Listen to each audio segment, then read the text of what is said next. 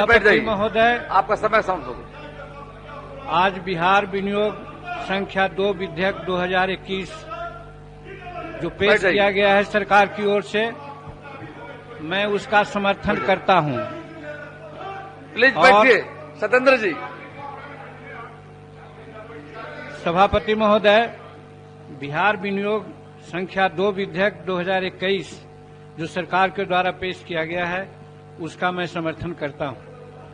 और समर्थन करने के पीछे बहुत सारी बातें हैं, सभी सदस्यों ने की है, लेकिन कुछ मूलभूत बातें जो हम समझते हैं कि सत्ता पक्ष के लोग भी पसंद करेंगे और विरोध पक्ष के भी लोग पसंद करेंगे, उसकी चर्चा मैं करना चाहता हूं। सबसे पहले ये मैं कहना चाहता हूं कि अनुसूचित जाति, अनुसूचित जनजाति को उनकी जनसंख्या के अनुपात में आरक्षण का प्रावधान किया गया था। 60 के दशक में मुंगेरी लाल कमीशन का गठन हुआ था। उक्त आयोग का प्रतिवेदन था कि SC/ST को मात्र 8% से कम आरक्षण दिया गया है। आज करीब 50-60 साल से अधिक हो गए हैं, फिर भी जनसंख्या के आलोक में आरक्षण का लाभ नहीं दिया जा रहा है। इसलिए मैं बिहार सरकार से माननीय नीतीश कुमार जी से मांग करता हूं कि SC/ST एवं OBC को कितना प्रतिशत आरक्षण दिया गया है, इसकी जांच के लिए एक कमीशन बैठाए, एक आयोग बनाए, ये हम मांग करना चाहते हैं आज के इस अवसर पर।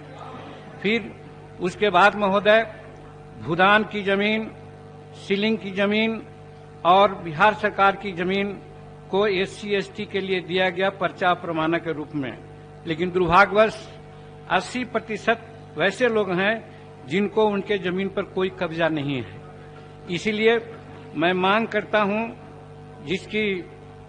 जिसका प्रावधान 2015 में मुख्यमंत्री के हैसियत से हमने करने का काम किया था, वही मैं मांग करता हूं कि सरकार अब क्या है इसमें? आप प्लीज बैठे, मंडल जी बैठिए, आप बोलिए। मांझी जी, मांझी जी, हाँ, आप यही तो हल्ला, बिना अनुमति के मत बोलिए, प्लीज बैठ जाइए। अरे बैठिए ना। बैठिए आप बैठिए ना, फिर कह रहे हैं। अच्छा, आप जाकर बैठ जाइए। सभापति महोदय, हमारी मांग है कि सरकार एक अभियान दखल देहानी चलाकर पर्चाधारियों को, परमानाधारियों को कब्जा दिलाए और जिसको पर्चा प्राप्त नहीं हुआ है उसको 10 डिसमिल जमीन रहने के लिए और 1 एकड़ जमीन खरीद करके उनको खेती करने के लिए दिया जाए, ये हम सरकार से मांग करना चाहते हैं। महोदय, अरे आप कहने तो दीजिए महोदय। वैसे मैं बोलता नहीं हूँ, आज पहली बार बोल रहे हैं। हम सभी माननीय सदस्यों से अनुरोध करते हैं कि हमारी बात को गंभीरता से सुने। महोदय, आए दिन देखा गया है कि सरकारी सेवाओं की संख्या कम की जा रही है और निजी क्षेत्रों का विस्तार किया जा रहा है, लेकिन निजी क्षेत्रों में आरक्षण की व्यवस्था लागू नहीं होने के कारण संविधान प्रदत्त अधिकार से SC/ST और OBC वंचित हो रहे हैं। इसलिए निजी क्षेत्र में आरक्षण बिहार सरकार भी कॉम्पिटेंट है, अपने राज्य में दे सकती है, और नहीं तो फिर इसके लिए भारत सरकार से अनुशंसा कर सकती है कि आप इस प्रकार से आरक्षण दीजिए। महोदय, उत्तरी बिहार और दक्षिणी बिहार में सुखाड़ और बाढ़ की स्थिति बनी रहती है। इन दोनों समस्याओं के निदान के लिए हम अपने समय में जब मुख्यमंत्री काल में थे तो इंद्रपुरी बराज से घोड़ाघाट यानी नीलाजन नदी में पानी लाने का और बीथो नदी में बराज बनने का निर्माण का हमने प्रोविजन किया था, और उससे बोधगया में फल्गु नदी से गया और बोधगया के दोनों किनारे सड़क बनती और वो जो पानी होता जमा होता बराज में, नहर निकाल करके हम मोकामा टाल में भी ले जाने का प्रयास किया था। अगर इस चीज को आज भी चालू किया जाए, यानी इंद्रपुरी से नहर निकाल करके घोड़ाघाट यानी फल्गु नदी नीलाजन नदी में लाया जाए, बीथो में बराज बना दिया जाए और बीथो से नहर निकाल करके मोकामा में दिया जाए, तो मोकामा के 85 गांव लाभान्वित हो सकते हैं और दक्षिणी बिहार के कम से कम 7 जिला निश्चित रूप में सुखाड़ के स्थिति से ठीक हो सकते हैं। ये हम सरकार से मांग करना चाहते हैं। महोदय, 74 साल व्यतीत होने के बाद भी बाबा भीमराव अंबेडकर साहब का जो कथन था वो मूर्त रूप में नहीं है, जिसमें उन्होंने कहा था कि समान शिक्षा प्रणाली लागू हो। आज 74 वर्ष बीत गए, समान शिक्षा लागू नहीं हुआ है और उसी में कहा गया था कि राष्ट्रपति का बेटा हो या भंगी का संतान, सबको शिक्षा एक समान।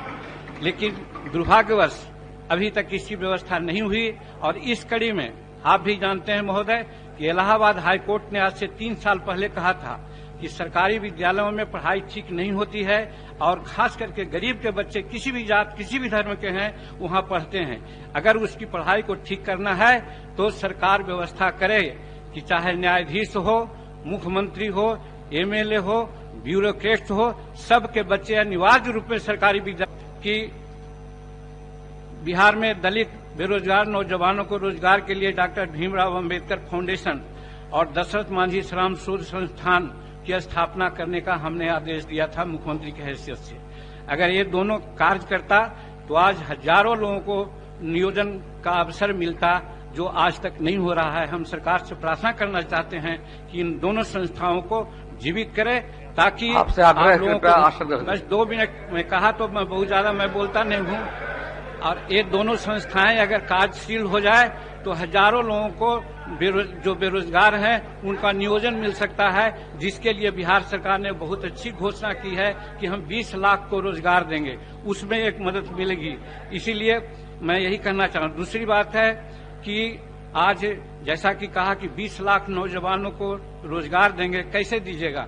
उसके लिए हम अपने समय काल में 75 लाख रुपया तक ठेकेदारी में शेड्यूल कास्ट, शेड्यूल ट्राइब्स, महिला और अति पिछड़ा के लोगों को आरक्षण देने की बात किया था। आज वो शिथिल है, उस पर कार्रवाई नहीं हो रही है। हम सरकार से मांग करना चाहते हैं, नीतीश कुमार जी से कहना चाहते हैं कि आप 75 लाख नहीं 5 करोड़ तक ठेकेदारी में लोगों को आरक्षण दे दीजिए, लाखों लोग नियोजित होंगे, ये हम कहना चाहते हैं महोदय। उसी प्रकार से हम कहना चाहते हैं कि अभी हाल में विश्व अंतर्राष्ट्रीय महिला दिवस का आयोजन हुआ है महोदय। हम अपने समय काल में कहा था कि प्रथम क्लास के बच्ची से लेकर के पोस्ट ग्रेजुएट तक के बच्चियों को चाहे जिस जात जिस धर्म का हो उनको फ्री एजुकेशन दीजिए। मैं मांग करना चाहता हूं कि आज जनरल समान एजुकेशन के साथ साथ वोकेशनल एजुकेशन में भी इन बच्चियों को आप दीजिए, तभी महिला सशक्तिकरण का मान्य हो सकता है। आपसे आग्रह है मैं कहना चाहता हूँ। एक मिनट और महोदय ये मैं कहना चाहता हूँ कि schedule caste schedule tribes atrocity act है 1989 का, माननीय उच्चतम न्यायालय में इसके लिए एक आदेश पारित किया था, जिसके चलते आप जानते हैं कि समूचे हिंदुस्तान के दलित रास्ते पर रोड पर आ गए थे। आज आप बैठ जाइए। रामानुज बाबू प्लीज बैठ जाइए। रामानुज बाबू, माननीय सदस्य रामानुज बाबू प्लीज बैठ जाइए। रामानुज बाबू बैठिए, आप बोलिए। माननीय मांझी जी आप बैठिए, कंक्लूड कीजिए। हमको मालूम है, रामानुज बाबू बैठिए। हमको मालूम है कि जिन रामानुज जी प्लीज बैठ जाइए, वही करेंगे। माननीय सदस्य रामानुज बाबू बैठिए। इसलिए मैं कह रहा हूँ, इसलिए बैठिए। लगता है सुनना नहीं चाहते हैं। आप कंक्लूड कीजिए, आप बैठ जाइए, आप बोलते रहिए। और मैं कहना चाहता हूँ कि SC/ST एक्ट। बैठ जाइए रामानुज बाबू। रामानुज बाबू जी बैठिए। क्यों लग रहा है? रामानुज जी बैठिए। क्यों डिस्टर्ब कर रहे हैं? रामानुज जी बैठिए प्लीज, चाहिए आग्रह बैठ जाइए। आप कंक्लूड कीजिए। 1 मिनट महोदय, समाप्त कीजिए। शेड्यूल कास्ट एट्रोसिटी एक्ट 1989 है महोदय। आज माननीय उच्चतम न्यायालय ने कुछ आदेश पारित किया था, जिसके तहत समूचे हिंदुस्तान के जो दलित आ गए थे रोड पर। मैं कहना चाहता हूं कि उस एक्ट को शेड्यूल कास्ट एट्रोसिटी एक्ट को आप संविधान की 9वीं सूची में डालने के लिए बिहार विधानसभा से एक प्रस्ताव भेजा जाए, ताकि वो 9वीं सूची में डाल जाए तो वो अत्याचार नियम को कारगर से। उसी तरह से महोदय हम कहना चाहते हैं कि विगत कुछ वर्षों में शेड्यूल कास्ट और शेड्यूल ट्राइब्स के छात्र छात्राओं को पोस्ट मैट्रिक स्कॉलरशिप बंद कर दिया गया है, जैसा आया है। आज आवश्यकता है पोस्ट मैट्रिक कृपया बैठ जाए, जो स्टाइपेंड है रामानुज बैठिए, आप पुनः चालू किया जाए। मैं यही आपसे कहना चाहता हूँ। रामानुज बैठिए। महोदय, पता नहीं रामानुज बाबू को क्या दिक्कत हो रही है। अब यही कह करके आपसे मैं अपनी बात को समाप्त करना चाहता हूँ। आपने मुझे समय दिया, इसके लिए धन्यवाद सभापति महोदय।